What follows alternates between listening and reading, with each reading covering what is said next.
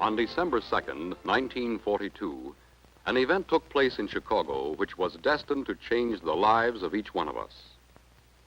This small group of men, working in deepest secrecy under the leadership of Enrico Fermi, achieved at this spot the first sustained nuclear reaction, and thus the power to produce neutrons in unlimited numbers. It is a matter of historical record that one of Fermi's first thoughts was the possibility of using these neutrons to prepare isotopes for use in medicine. It was only 2 years later, in a suburb of this same city, that Abbott began its studies with radioactive pentothal. Just why was such a substance an anesthetic? And how did it behave in the body? How could its action be further improved? Radioisotopes did indeed help provide the answer. This work also emphasized the possibility that there would soon open up an entirely new and virgin field of radiopharmaceuticals. Radioisotopes for medical use, as they come from a nuclear reactor, cyclotron, or radiochemical plant, require still further processing, purification, assay, and often conversion to proper pharmaceutical forms before they are ready for use. This has posed a challenge to those engaged in radiopharmaceutical work. The answer has been the development of many new handling techniques, new products, and new pharmaceutical forms. I-131 has assumed a commanding importance in medicine. It is currently produced only in the Oak Ridge reactor and converted to a solution of sodium radioiodide. A portion of this unrefined material is transferred as needed to the nearby Abbott radiopharmaceutical plant. This morning's supply of I-131, shielded with 200 pounds of lead, contains the equivalent of about 10 grams of radium. Radio gold, radio cobalt, and several other items were obtained at the same time. In the laboratory, one of several devoted exclusively to work with this particular isotope, the bottle of crude I-131 is moved to a heavily shielded but still easily accessible area inside a stainless steel hood. Aliquots of the solution are removed as needed for purification, the preparation of various pharmaceutical forms, or the synthesis of organic compounds. Extensive use is made of radioassays which are more rapid, more convenient, and more accurate than any chemical method. Assay of the gamma activity preferably is done with the Lauritsen electroscope, in which the operator times the rate of the fall of a quartz fiber across a visual field. Beta rays are assayed in absolute terms using a Geiger counter and scaler, the activity being in the form of an infinitely thin evaporated sample. Aluminum absorbers are interposed to help establish the purity of the isotope. The assay sample is saved for measurement on many successive days to determine the half-life, again as a check on radiochemical purity. With all of these assays carried out on the material as received, and on every batch of every product made from it, the activity contained in any given volume, subsequently dispensed or packaged, can be stated accurately. Each radioisotope gives off a spectrum of rays of different energies. This complex electronic system automatically measures the complete gamma spectrum of each lot and provides a permanent graphic record of the radiochemical purity of the radiopharmaceuticals made from it. To establish the absence of other chemical forms of I-131, tests are made by means of paper chromatography. The sharp, intense peak and the absence of other peaks indicates that all of the activity is present as iodide. When all such tests show the desired degree of purity, the isotopes are released for further processing and use. Until recently, isotopes were handled and dispensed only in liquid form. Then came the idea of administering various radioisotopes as capsules. A method was developed in which the radioactive material is plated as an invisible layer on the interior wall of a high-strength gelatin capsule from which it cannot escape or cause contamination. To all appearances, such capsules are completely empty, Here is how the procedure is carried out. An accurately known amount of radioactivity, sufficient for many thousands of capsules, is purified and converted to a form from which it will deposit quantitatively in the capsule during processing. This is transferred in its shield to the encapsulating room. In the meantime, the gelatin capsules have been separated and the bodies placed in shielded trays. While 5 colors are used for activity identification, we shall follow today's production of red capsules, each to contain approximately 100 microcuries. The heart of the process is this specially designed machine. The operator wears 2 visual radiation detectors and a film badge, which provides a permanent record of the nominal radiation received, in spite of the heavy shielding of the instrument itself. A twist of the right wrist moves the capsules horizontally, and the foot motion lifts them into proper position to receive the isotope. Behind the leaded glass protection is a device which dispenses an accurately known amount of I-131 activity in carrier-free form into each capsule. After one row is filled, a movement of the left hand positions the next row for filling. The trays are then placed in this device, which completes the procedure whereby the material is caused to adhere firmly to the interior wall of the capsule. This unit is designed to produce several thousand capsules in a working day. Even though the capsule contains no liquid, each is tightly sealed so that, even if dropped, no harm or contamination will result. Each has been so treated as to resist even this bending test, which is far more strenuous than would be encountered in clinical use. For the first time in pharmaceutical practice, every capsule is individually assayed during production. This is only possible because the gamma ray activity permits assay from outside the capsule without damaging it in any way. A robot counter takes each capsule from a shielded hopper, positions it in front of the scintillation counter located behind one of the instrument panels, assays it within a tolerance of 5%, records the count, and places it in the shielded jar designed to receive capsules counting in that range. The robot, working day and night, is essential if all capsules made in 1 week are to be ready for shipment some 5 days in advance of the official calibration date. Capsules are taken at random from the jars at various stages of the run and subjected to quantitative assay. The counting system is purposely made similar to that employed in clinical practice. The observed values are 100, 100, 97, 102, and 98% of the standard. The end result of this week's effort is 5 jars of I-131 capsules ready for distribution. Each preparation made during any 5-week period is of a different color. This color coding prevents confusion both at the point of production and in the user's laboratory. Such capsules decay to approximately 1/2 their original strength in 8 days. Hence, a shipment frequently consists of 3 or more activities to be used on successive weeks, as they, in turn, reach the appropriate activity for administration. For the convenience of the user, they are pre-calibrated for Wednesday, following the day of shipment. Here, for instance, is a teletyped request from the isotope laboratory of William Beaumont Hospital in Royal Oak, Michigan, for 5 different items. Even though the order has arrived just before noon, all materials will be sent out that same evening by air express and will be in the hospital ready for use the next morning. Had the order originated in Geneva, Oslo, or Honolulu, not more than 20 hours additional would be required for the delivery of the urgently needed material. The teletype order is converted to precise laboratory and shipping directives. Assays are calculated for 24 hours after shipment, so that the correct activity will be present at the time of administration to the patient. In the production section, this young lady fills the order from stocks on hand. Each vial will contain an appropriate number of capsules of known activity. These 4 vials, shipped together, will care for all of the I-131 diagnostic cases to be handled in that hospital for the next 3 to 4 weeks.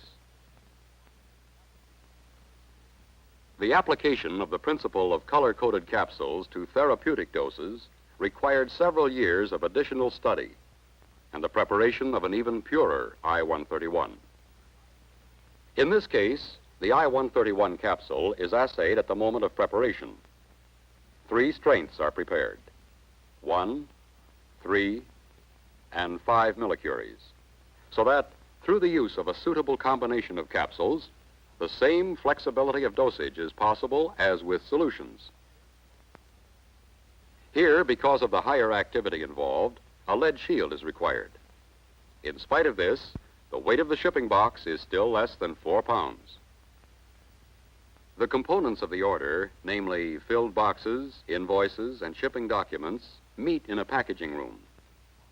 As it emerges, each box passes in front of a scintillation counter, which measures the radiation emitted. Thus, the final package, though sealed, attests that it contains the proper amount of activity and meets all shipping requirements regarding exterior radiation. To minimize exposure of workers, portions of the packaging line are shielded,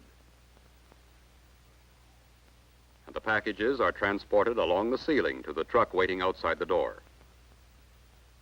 The order, received just before noon, is ready by 3:30.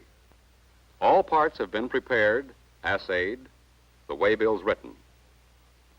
The order is on the way to the Knoxville airport for loading onto the first available plane. It will be in Detroit by 11 p.m., approximately 12 hours after receipt of the order. Similar operations have been proceeding simultaneously in North Chicago to prepare and dispatch the radiopharmaceuticals leaving from there for William Beaumont Hospital.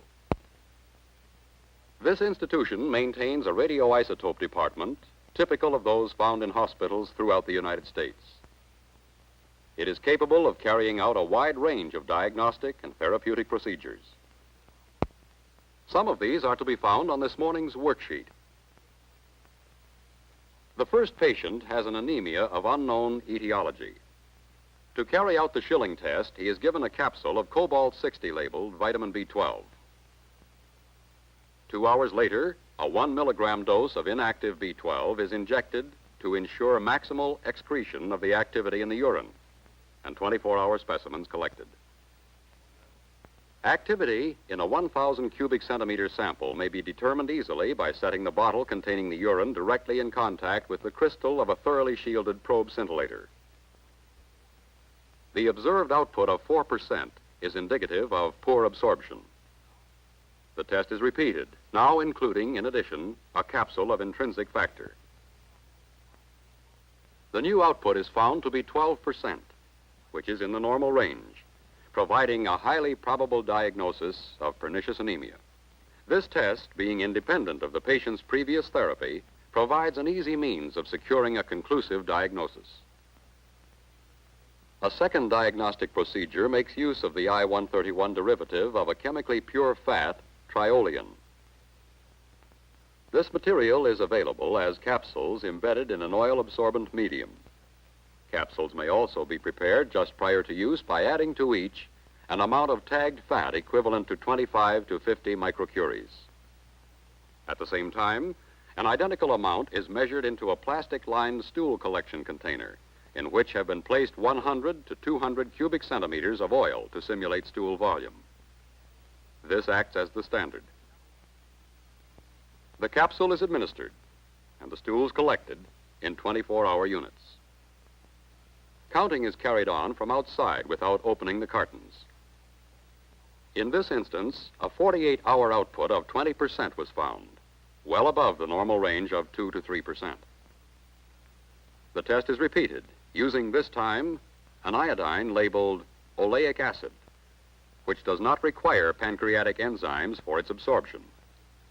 The lower value of 5% obtained on repeating the test suggests the presence of pancreatic disease. Thyroid studies with I-131 are the most common of all isotopic procedures. As is customary, the clinician interviews the patient, establishes that there are no contraindications, and decides that she is a suitable candidate. At the laboratory, she is given a capsule containing approximately 25 microcuries of sodium radioiodide. This is taken like any other capsule. A notation is made in the hospital records, and instructions are given to report at a definite time. It has been shown that absorption from such a capsule is more rapid than if a solution had been given. If the patient had been from an area some distance away, it would have been customary for the physician to give the capsule to the patient to be taken at home at the appointed time. The patient is seated in a chair with her head firmly positioned. A probe scintillator connected to a suitable scaler is placed at an accurately established distance, in this case, 20 centimeters from the front of the patient's neck. A count of approximately 2 minutes is made. The direct radiation from the thyroid is eliminated by covering the latter with a 1/2 inch thick B shield. A repeat count, therefore, measures the body background only. This is subtracted from the initial reading to secure the true thyroid count. A suitable phantom is needed to simulate the absorption and backscattering in the neck. This one was developed recently by the Oak Ridge Institute of Nuclear Studies. A capsule from the same lot, and therefore the same color as that given the patient, is placed in the phantom. A 2-minute count again is made. If the B shield is now swung into place over the phantom, we secure, by subtraction, the true phantom count. The thyroid count, divided by the phantom count, gives us directly the percent of the administered dose in the thyroid at that time. By convention, this is known as the thyroid uptake. The time after administration selected for the first measurement is usually between 2 and 8 hours. This study is particularly valuable in detecting hyperthyroidism. If there is any doubt as to the diagnosis, or if a therapeutic dose is to be given, the 24-hour thyroid activity is again measured in this same way. Absorption is usually maximal by this time. Many clinicians prefer to determine, in addition, the urinary output, the protein-bound iodine conversion ratio, and to carry out a scanning procedure as auxiliary tests to aid in achieving a correct diagnosis. It is to be emphasized that the thyroid uptake in itself is but one part of a broad spectrum of valuable tests, all available if I-131 is used as a diagnostic agent.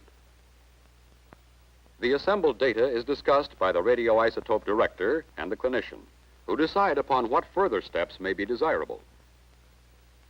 Diagnosis in this case is hyperthyroidism, and it is agreed that a therapeutic dose of 6 millicuries of I-131 will be administered in capsule form. These 2 therapeutic capsules, taken together, contain the prescribed dose. They are administered in exactly the same way as the diagnostic capsules. The final case not only makes use of I-131, but provides an excellent illustration of the fact that I-131 often localizes in aberrant and metastatic lesions. Scanning with a Geiger-Müller tube directly in contact with the skin shows a significantly increased count over a circumscribed area in the left scapula and demonstrates that the lesion is of thyroid origin. Such a diagnosis and localization would not have been possible by any other means. A mechanical scanner may be used to make a pictorial record for the use of the surgeon or for further comparison after treatment. It is decided that the preferred mode of treatment is the oral administration of 50 millicuries of sodium radioiodide. All operations are carried out in a stainless steel tray. The shield cover is removed with a long mechanical finger. The bottle cap is grasped and unscrewed with a shielded device.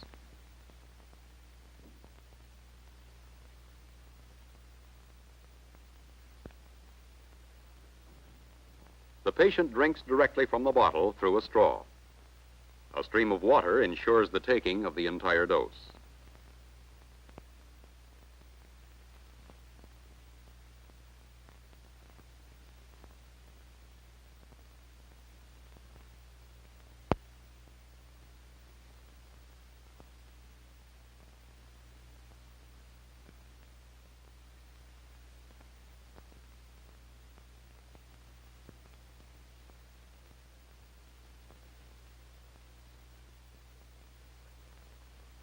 In this way, the entire procedure may be carried out without significant exposure to operator or attendant personnel.